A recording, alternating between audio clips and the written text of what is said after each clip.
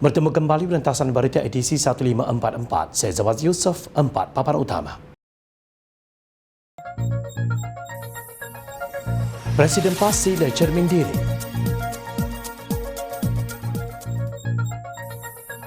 Apabila matlamat menghalalkan cara.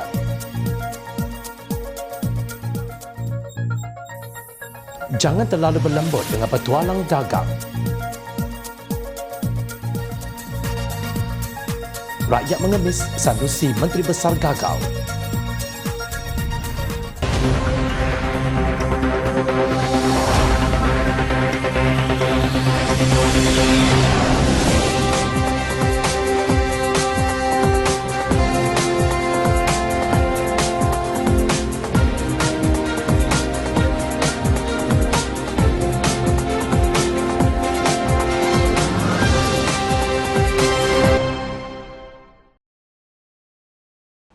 Assalamualaikum dan salam sejahtera.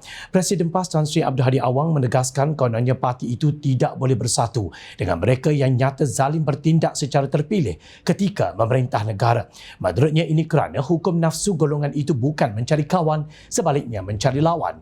Jelasnya umat Islam perlu beristiqamah, berpegang kepada perintah Allah Subhanahu Wa Taala dan diharamkan bersekongkol dengan kezaliman. Kita menyaksikan dengan nyata kegagalan ideologi dan teori ciptaan manusia sedang berlaku. Masalahnya ialah masih ramai yang tidak mahu menerima penyelesaian Islam yang ingin dikembalikan oleh PAS kerana masih tegar pegangannya kepada pelaksanaan yang gagal. Pada masa yang sama, mereka tidak memberi peluang kepada PAS dengan melakukan banyak sekatan sehingga mencabuli konsep demokrasi dan perlembagaan sehingga berlakunya banyak salah laku dan kezaliman, katanya dalam hantaran di Facebook beliau selalu. Tambah ahli Parlimen Barang itu, walaupun ada pihak cuba menggagalkan perjuangan PAS, namun parti itu tidak berganjak atau berputus asa sambil mengadu kepada Allah Subhanahu Wa Taala apabila dikecewakan dan dizalimi. Ujar beliau ini kerana PAS yakin doa orang yang dizalimi diperkenankan. PAS tetap beristiqamah bersama Islam yang berkuasa, bukan Islam sekular yang tidak berkuasa yang dicacatkan oleh penjajah dengan meninggalkan petunjuk Allah, seterusnya membawa akibat buruk yang dapat disaksikan. Jelasnya, sebagai respon, hari ini Setiausaha Agong PKR Datuk Seri Saifuddin Nasiruddin Ismail menempelak kenyataan Abdul Hadi itu dengan menyifatkannya sebagai membuktikan seolah-olah mereka mempunyai kuasa mutlak menghukum seseorang. Kenyataan baharu Abdul Hadi membuktikan beliau sangat mudah menghukum orang yang berbeza pandangan sebagai zalim dan sekular, dan sebelum ini mereka digelar munafik dan kafir. Ini amat dikesali. Presiden PAS dan PAS sekarang menganggap mereka ada kuasa mutlak menghukum orang. Ini pemikiran khawarij yang berbahaya kerana jika kita merujuk sejarah, kumpulan sebegitu boleh bertindak secara ekstrim sehingga membunuh pihak yang tidak bersetuju dengan mereka.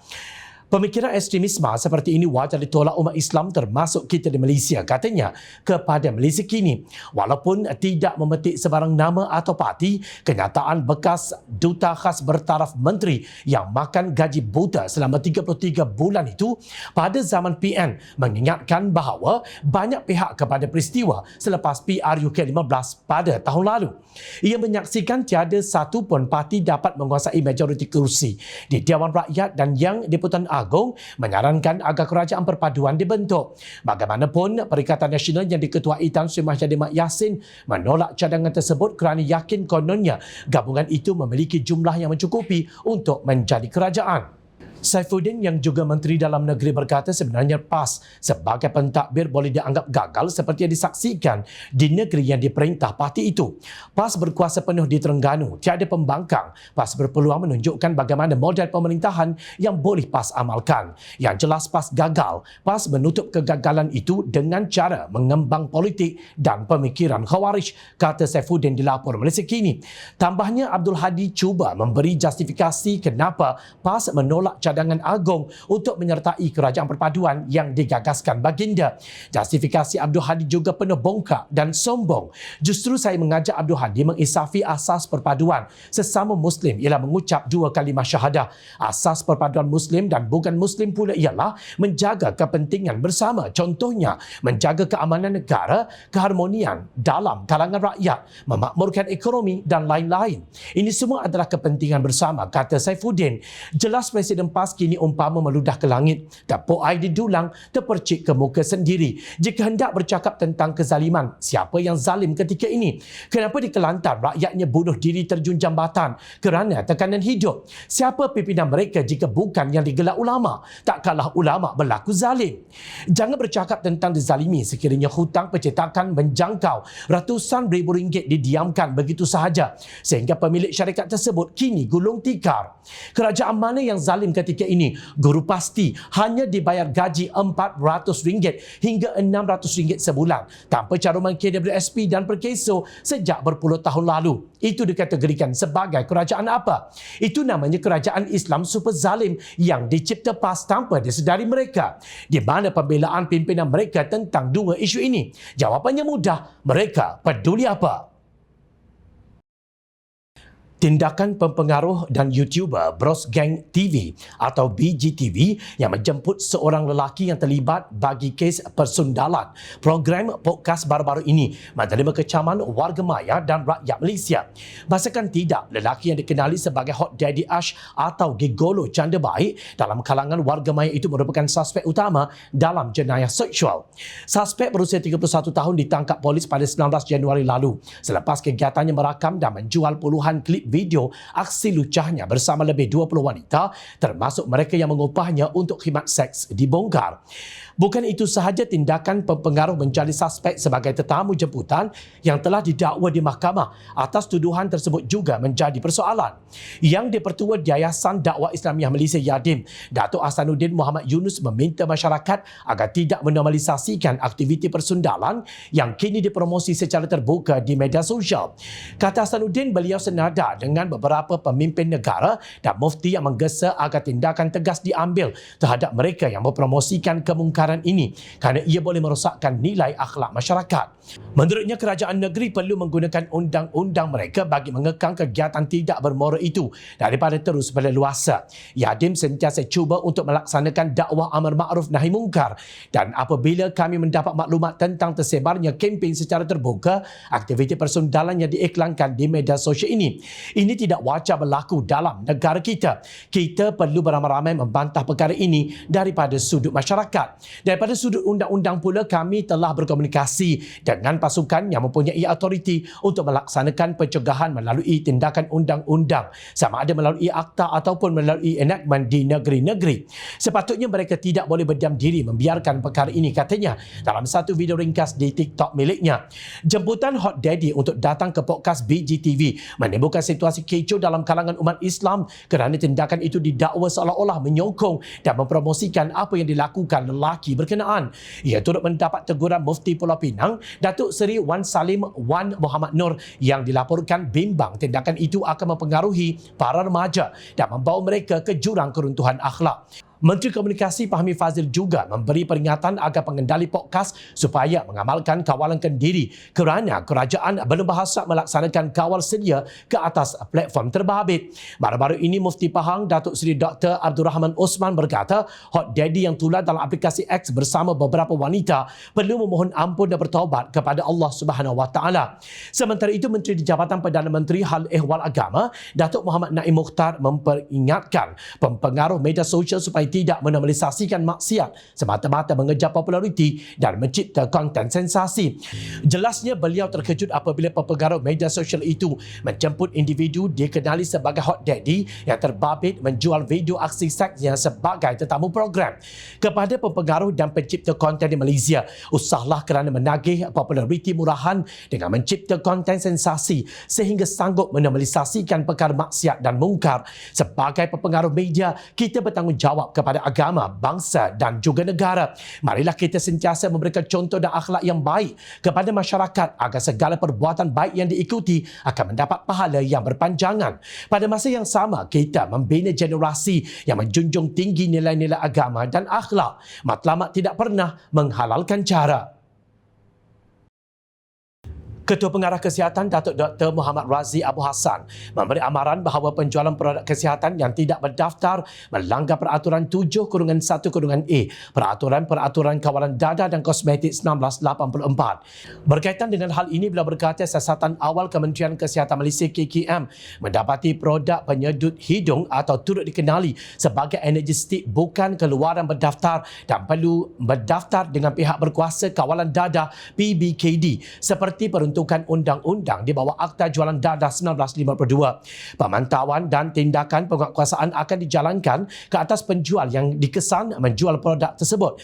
Hasil saringan awal di platform e-dagang, e-marketplace seperti Shopee dan Lazada, pihak KKM turut mengesan terdapat pengiklanan dan penjualan produk tersebut oleh penjual tempatan dan luar negara. Kementerian Kesihatan melalui bahagian penguatkuasaan farmasi akan mengambil tindakan penguatkuasaan sewajarnya, iaitu memastikan iklan produk tersebut diturunkan, tegas Dr. Muhammad Razi dalam satu kenyataan.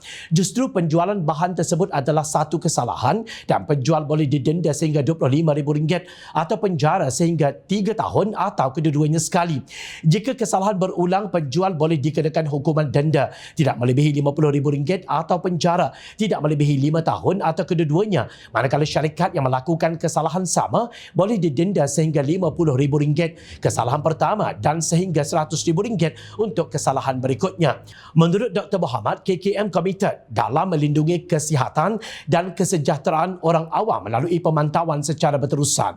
Orang ramai turut digalakkan untuk mengemukakan aduan dan menyalurkan maklumat mengenai penjualan produk-produk tidak berdaftar kepada bahagian penguatkuasaan farmasi KKM melalui laman sesawang https://www.farmasi.gov.my atau melalui portal sistem pengurusan aduan agensi awam SISPA di alamat moh.spab.gov.my atau mana-mana cawangan penguatkuasaan farmasi yang berdekatan atau melalui talian 03-784-13200 agar tindakan sewajarnya dapat diambil bagi membantras penjualan produk seperti ini di pasaran, tegasnya.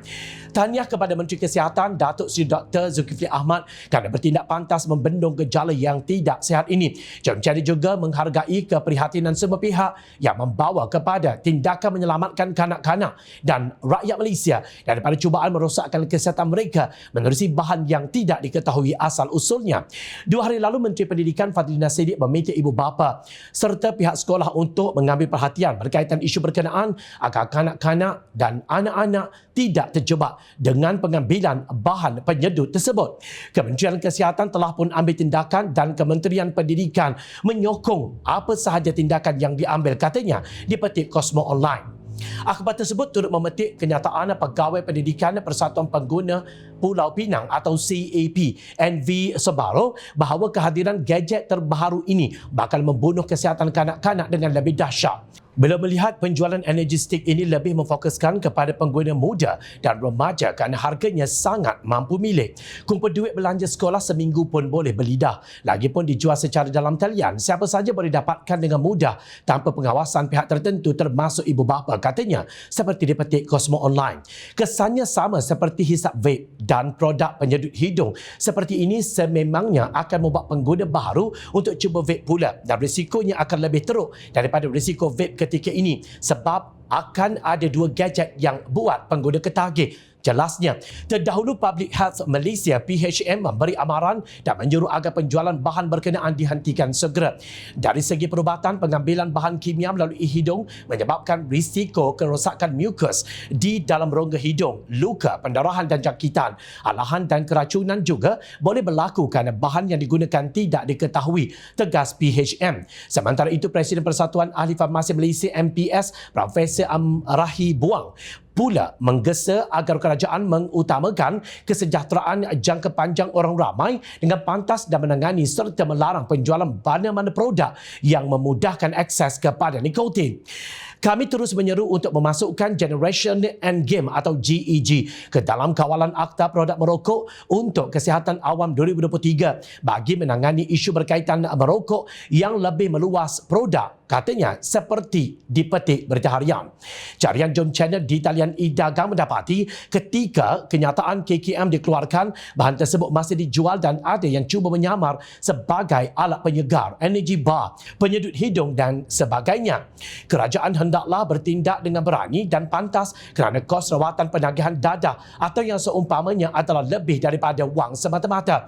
Ini bukan isu politik tetapi soal hidup mati dan kualiti bangsa Malaysia pada masa akan datang. Menjual barangan haram adalah satu sabotaj kepada negara yang sedang berusaha untuk pulih daripada segi ekonomi pasca COVID-19. Jangan berlembut dengan petualang ini. 2 hari lalu, Timbalan Menteri Peralihan Tenaga dan Daya Guna Awam Akmal Nasrullah Mohamad Nasir meluahkan rasa kecewa ekoran kelewatan projek naik taraf loji rawatan air LRA di Bukit Selambau di bawah kendalian Kerajaan Negeri Kedah yang sepatutnya siap pada tahun 2023. Tegasnya, isu pengurusan air tidak berhasil NRW yang tinggi serta kapasiti LRA yang tidak mencukupi mendapat reaksi kekecewaan daripada rakyat Kedah. Sesudah itu, Ahli Parlimen Johor Bahru tersebut tampil ke tapak berkenaan bersama Wakil Syarikat Air Darul Aman atau SADA dan kontraktor bagi mengetahui perkembangan lanjut projek kendalian Kerajaan Kedah itu. Sebagai respon, Menteri Besar Kedah Datuk Seri Muhammad Sanusi Makno menafikan dakwaan bahawa krisis air negeri itu adalah disebabkan kegagalan Kerajaan Negeri menguruskan kerja-kerja menaik taraf loji rawatan air. Sanusi hari ini berkata peningkatan kos bahan sebagai punca kelewatan. Isu utama yang dibangkitkan ialah mengapa projek itu yang disokong oleh geran Kerajaan Persekutuan tidak dapat diuruskan dengan baik. Pertama, geran itu mematuhi undang-undang untuk bekalan air luar bandar dan kita juga menerima pinjaman untuk kawasan bandar. Tender projek itu dibuka pada tahun 2020 selepas negeri membawanya ke peringkat Persekutuan memandangkan projek memerlukan kebenaran Persekutuan. Apabila projek itu dianugerahkan, terdapat kenaikan 40 hingga 70% dalam harga bahan binaan. Akibatnya, kos pembinaan semua LRA meningkat, sedangkan tender diluluskan sebelum kenaikan harga, katanya di peti NST. Sanusi menambah kontraktor menangani isu ini dengan memohon klausa perubahan harga atau VOP, tetapi tiada kelulusan telah melambatkan kerja pembinaan. Apapun jua alasan yang diberikan MB Kedah itu, kegagalan Muhammad Sanusi dalam menguruskan projek di negeri berkenaan bukan lagi satu rahsia yang perlu disembunyikan. Bangkai gajah mana mungkin ditutup hanya sekadar dengan nyiru. Baunya melantun ke seluruh pelusuk buana. Projek Lita Lumba di Ambangan Heights, Bandar Aman Jaya, Sungai Petani Kedah yang dibina pada tahun 2017 kian terbengkalai selepas tiada sebarang pembangunan dilakukan di kawasan tersebut sejak beberapa tahun lalu. Lita bertaraf antarabangsa sepanjang 1.8 km itu sebelum ini dirancang dibangunkan di atas tanah seluas 40 hektar yang turut dilengkapi dengan kawasan komersial, pusat pameran dan jualan serta pusat penyelenggaraan kenderaan, dengan ia turut dikatakan bakal setaraf Stadium Sultan Ibrahim SSI Johor. Bagaimanapun, sehingga kini status pembinaan itu masih sepi dan tiada maklumat yang dilaporkan sehingga kini berhubung projek mega tersebut. Mungkin anda masih ingat Muhammad Sanusi pernah popular dengan The Airport Man, kononnya hebat dalam dunia pembangunan lapangan terbang berkaitan projek lapangan terbang antarabangsa Kulim KXP. Sebelum ini turut mencuit bahu perhatian rakyat. Kini krisis tunggakan gaji membabitkan pemain pasukan bola sepak Kedah Darul Aman FC KDAFC yang berlarutan sejak 4 bulan lalu masih tidak menemui titik penyelesaian. Malah Muhammad Sanusi yang merupakan Presiden KFA selaku penaung bagi bola sepak negeri itu tidak boleh hanya berlepas tangan dalam isu tersebut. Bagi Pengarah Komunikasi Angkatan Muda Keadilan AMK Kedah, Muhammad Fitri Ismail, Menteri Besar Kedah berkenaan seharusnya mempunyai keazaman politik untuk menyelesaikan masalah, terutama daripada aspek bantuan keuangan, selain bertanggungjawab memberi penjelasan lanjut mengenai isu itu. Saya berpandangan Sanusi perlu ada political will, tidak boleh hanya berpeluk tubuh, malah perlu mengambil tanggungjawab mencari penyelesaian dalam isu ini, katanya di petik media. Jelas beliau, isu tunggakan gaji sepatutnya selesai pada 31 Januari lalu. Yang masih tiada penyelesaian perlu ditangani dengan cara yang lebih prihatin, biarpun pasukan tersebut bukan di bawah kerajaan negeri secara langsung dan dibiayai oleh penaja. Kepada pihak pengurusan pula, Fitri berkata penjelasan yang konkret perlu diberikan berkenaan hala tuju KDAFC seterusnya dan tidak membiarkan anggotanya sebegitu. Pihak pengurusan beri jaminan isu tunggakan gaji akan selesai. Namun sehingga kini pemain masih lagi tidak mendapat bayaran gaji. Oleh itu saya berpandangan pihak pengurusan perlu beri penjelasan kepada pemain yang berhak tahu hala tuju dan situasi sebenar mereka. Bayangkan pekerja yang bekerja tanpa gaji itu sudah pasti akan memberikan mereka dengan tanggungjawab menampung diri dan keluarga. Ujarnya lagi. Sebelum ini, tular perkongsian video di media sosial yang mendakwa pemain Kedah mengemis untuk mendapatkan hak mereka selepas beberapa bulan mengalami tunggakan pembayaran gaji. Dalam hal berkaitan, pihak pengurusan KDAFC mengakui pasukannya mengalami masalah tunggakan gaji membabitkan skuad utama Liga Super serta pasukan bawahan kelab itu. Justru Badan Pengurusan Bola Sepak Negeri itu berjanji untuk bertanggungjawab dan melangsaikan tunggakan gaji yang menghantui pasukan itu. Sekali lagi, jom channel mahukan penjelasan Menteri Besar Kedah penuh kontroversi itu memberikan jawapan yang tuntas dalam isu kegagalan ini. Ingat, rakyat sentiasa memerhati. Jom Channel mengucapkan jutaan terima kasih kepada para penyokong dan kepada yang berminat untuk memberikan sumbangan bagi memberikan kami meneruskan perjuangan menyampaikan berita yang benar. Sumbangan boleh dibuat melalui akaun bank yang tertera. Suara rakyat kami sampaikan demi negara tercinta. Teruskan bersama kami di Jom Channel. Saya Zawaz Yusuf. Assalamualaikum. Salam sejahtera. Jumpa lagi.